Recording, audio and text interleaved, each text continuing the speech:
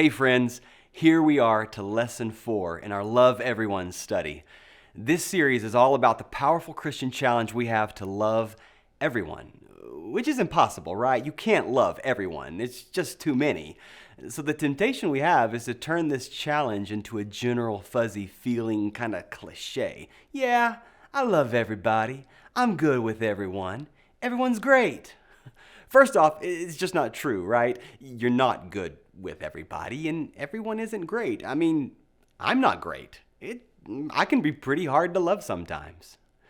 But the bigger issue is this. That's not what this command was meant to be. It wasn't meant to be a general, fuzzy feeling about everyone. It was meant to be specific and practical action.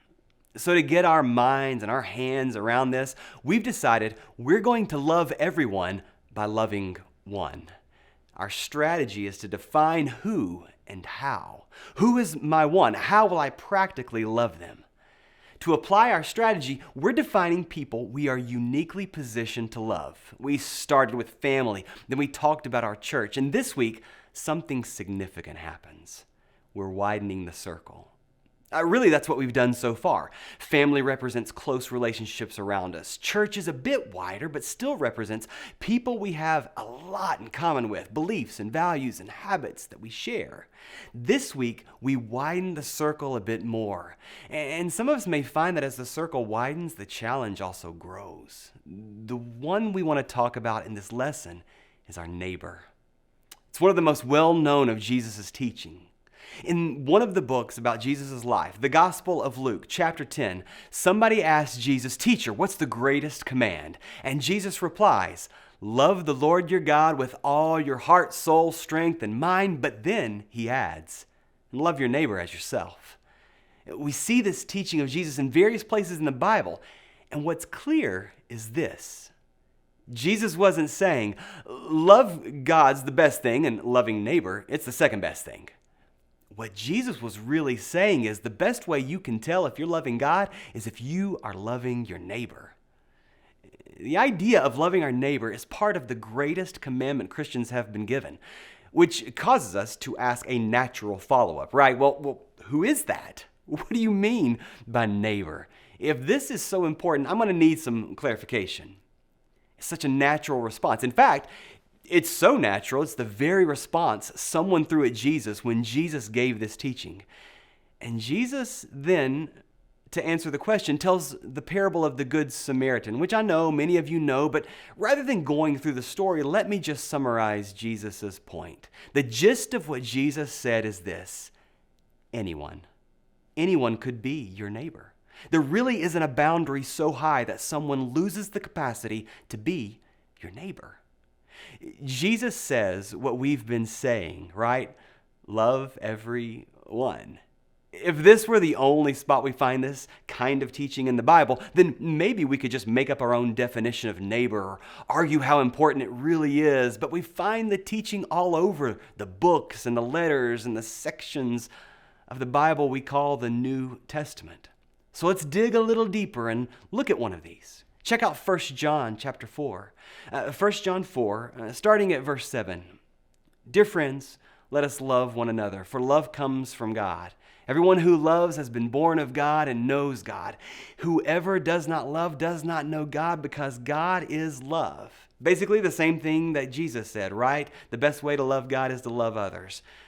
But then John says, this is how God showed his love among us. He sent his one and only Son, that we might live through him. This is love, not that we loved God, but that he loved us and sent his Son as an atoning sacrifice of sins.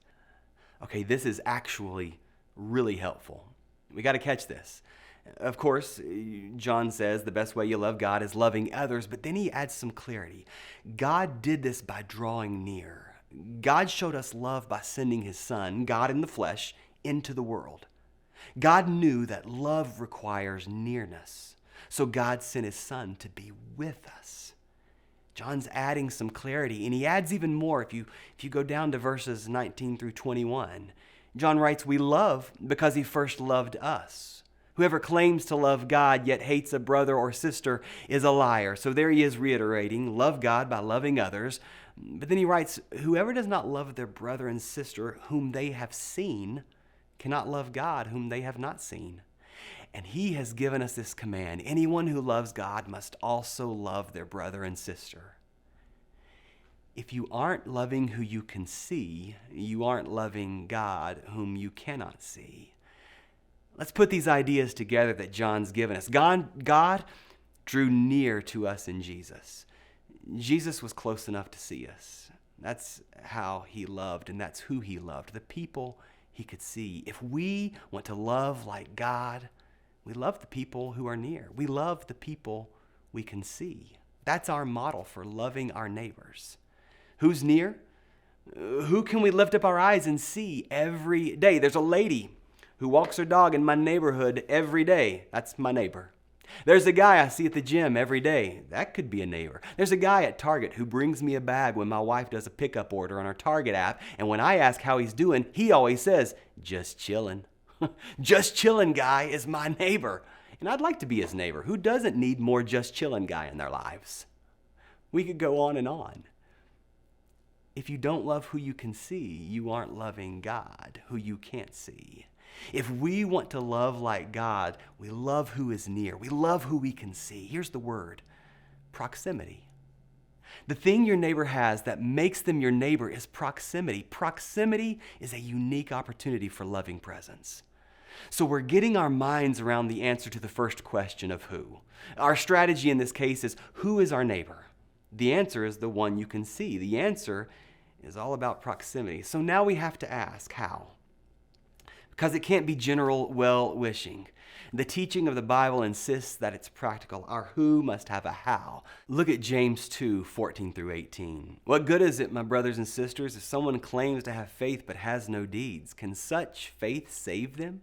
Suppose a brother or sister is without clothes and daily food. If one of you says to him, "Go in peace, keep warm and well fed," but knows nothing about their physical needs, what good is it? In the same way, faith by itself, if it's not accompanied by action, is dead. We could say what James wrote this way: a who without a how is not really the Christian faith. This story reminds me of something I'm seeing more and more today. Have you noticed that when something tragic happens in our world, and people want something done about it, they'll offer a criticism that goes something like, "Enough with thoughts and prayers. We need action." I've seen that so many times, and it kind of breaks my heart. The idea that thoughts and prayers aren't necessarily inextricably linked to action, well, that contradicts our faith. Like James encourages us here, when we see a neighbor in need, our love must get practical. Our who must have a how. We've heard from Jesus, and we've heard from John, and we've heard from James, but even Paul, who wrote most of the letters collected for us in the New Testament, he wrote about it too. When he wrote his letter to the Romans, he's headed for the home stretch to wrap up all the teachings he's been giving. And he writes this, Romans 13, verses 8-10. "Let no debt remain outstanding, except the continuing debt to love one another.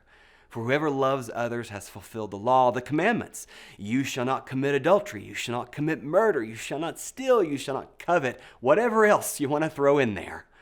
They're all summed up in one command: love your neighbor as yourself.